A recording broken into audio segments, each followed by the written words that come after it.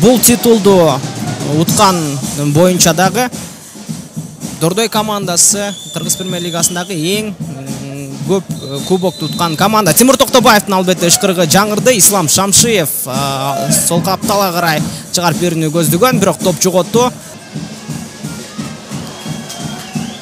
Мукты киргизип берүү. Сардар Сулайманов айпантинче жана ыңгайлуу калтыруу. Ахмед Исраиловдон сокко! Дарбыза устуна тийген топ. Өтүп топту алууга аракет кылганы менен Тимур Талиповдун узун бойлуулуга жардам берген Такуая Мацунагага карата оюн эрежеси бузулду.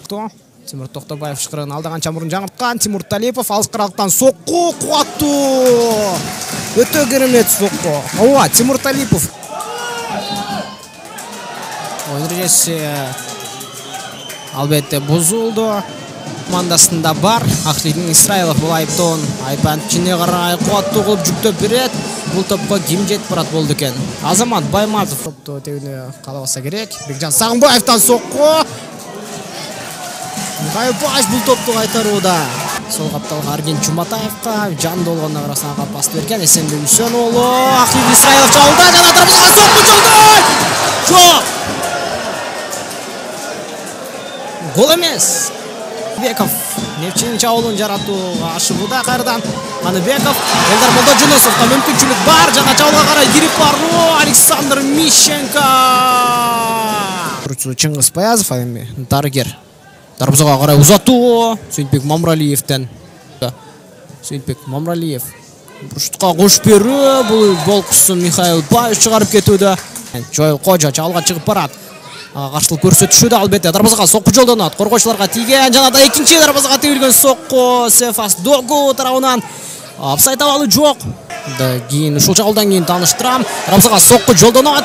Турсуналь Рустамовдон коргоочуларга дагы бир тийип токтоодо топ.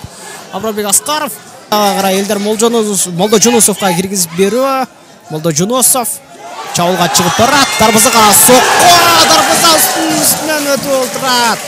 Чеберчилигинде өзүнүн мыкты стилинде жүрдү. Буртан чыгарып берүү. Экинчи кабат менен баш менен сокку.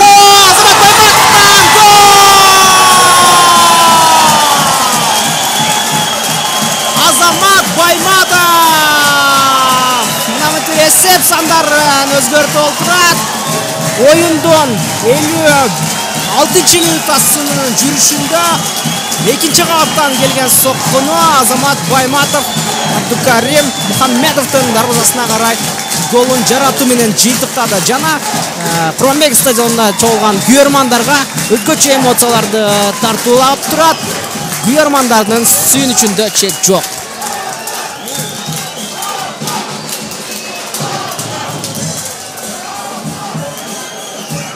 Азамат Байматов, ооба, керемет. Көздөй Ахмед Исраилов чалды жана айпаттын ичине соккусун жолдогон. Дарбызачы биринчи топту сактап кала албаган эле, бирок Сардар Сулайманов эки команда тең аягандай. Чабуулда Дордой командасы баш менен сокку. Турсуналь Рустамовдон бул рет Михаил Паш дагы бир рет.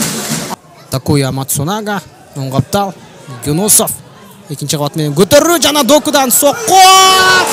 Жок. Кайрадан Доку мурдагы болушунча секирик жасап аракеттенген. Дарбызага сокку кезектеги Ислам Юнусовдон. Кандай гана керемет. Мүмкүн Тимур Талипов топ алдында стандарт кабалды көтөрүп берет жана Жоэл Кожодон сокку гол! Эсеп сандары тең келди. Кош берилген минутта. Эмне деген сокку, эмне деген гол. Мына сага жооп гол. Эсеп сандары теңдели олтурат. Кош берилген убакыт мынтип Дордой командасынын пайдасына иштеди. Эсеп сандары 1-1. Азамат Байматовдун баш менен жараткан голуна Жоэл Кожо баш менен жооп голун киргизди. Өтө мыкты. Тимур Талиповдон кандай сонун узатып берүү. Абай Бөкөлеев көтөрүп берүүнү аткарат. Экинчи кабаттан Ардан Шаматей баш менен сокку жолдогон, ал Азамат Байматовго тийип чыккан эле. Эми бул ортодо Тимур Токтобаев финалдык ышкырыгын жаңыртты. командалар демек бул беттешти негизги бөлүгүн 1-1 эсебинде жыйынтыкташкан.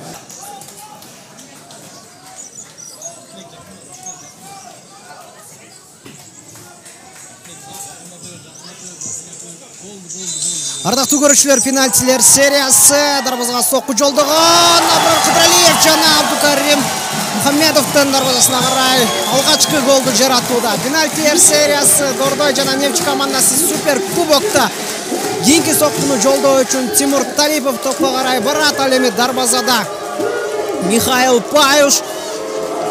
Албетте чоң, чыңалуу чоң сүр менен футболчуларда көрмандарда турган кези Тимур Талипов Дордой командасынын алгачкы соккуну жолдойт. Тимур Талипов көрмандардын сүрүн кайра кайтаруу максатында дарбазага сокку жолдогон жана гол. Дордой командасындагы эсе саны ачылды.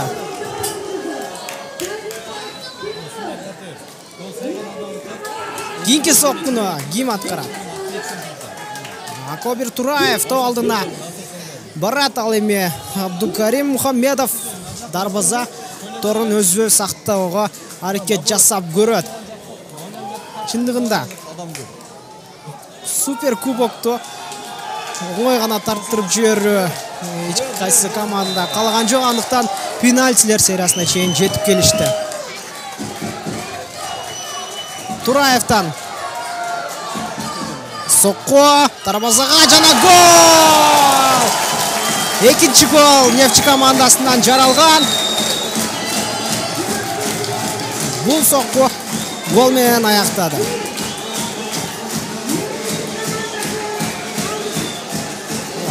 Пенальти албетте лотерея, бирок кимдин психологиялык даярдыгы мыктыраак болсо, же болбосо кимдин оматы көбүрөөк келишсе, ал команда жеңүүчү болуп табылат.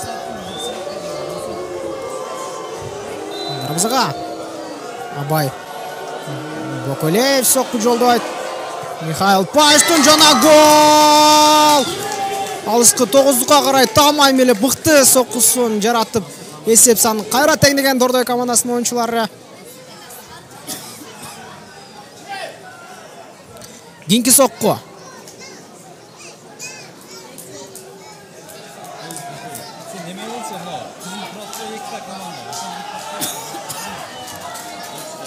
Элдияр Сардарбековтан жолдонот.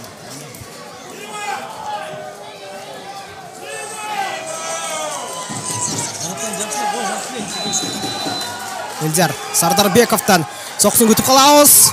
Гол! Үчүнчү гол дагы жаралды. Азырынча дарбазачылар топту чыгаруу мүмкүнчүлүгү болбой турат. Чындыгында бардык соккулардын бардыгы эч кандай кайтаруусуз дарбазага карай, дарбаза торуна карай кирип барууда. Кийинки соккуну жолдоо үчүн Ислам Шамшиев топ алдына барат.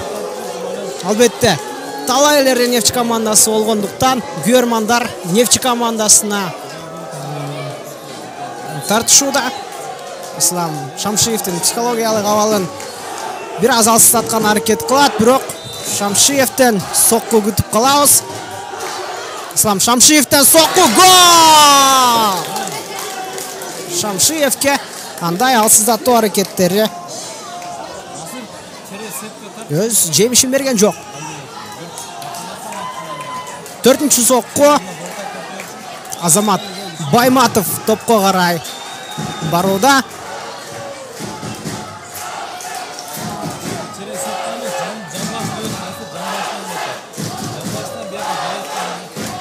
Азамат Байматовтан дагы сокку. Азамат Байматов экинчи бөлүктө алгачкы болуп Нефчи командасынын эсебин баш менен гол жаратып ачкан эле. Бул голду жарата алабы байкайлы. Азамат Байматовтан сокку жана сейф Абдукарим Мухаммедовтан. Ооба, бир гана катачылык жеңиш тамын татпай калуусуна себепчи болуп калуусу мүмкүн. Кийинки сокку Тилекке каршы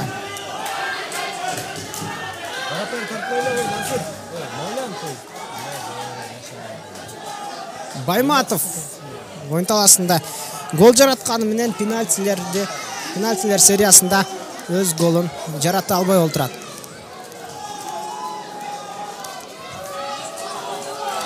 Аманжан Жаныбек уулу демек соккусун чолдоого камынат. Дарбазага узатылган сокку, гол!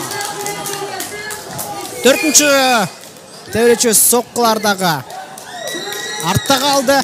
Акыркы 5-чи айланпа Нефчи командасына эгерде бул оюнчусу Алмаз Маликов эгерде гол жарата албай кала турган болсо, анда жеңүүчү табылат. Эгерде гол жараткан болсо, Нефчиде дагы бир мүмкүнчүлүк бар. Дордойдун жалгыз оюнчусунун соккусунан баары байланыштуу болот. Алмаз Маликовтан сокку, гол! Гол! Акыркы сокку Турсунали Рустамовтан жаралышы керек.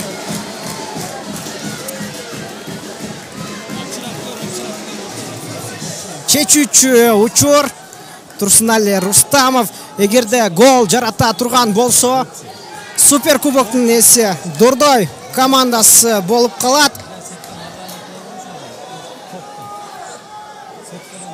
Күтөбүз.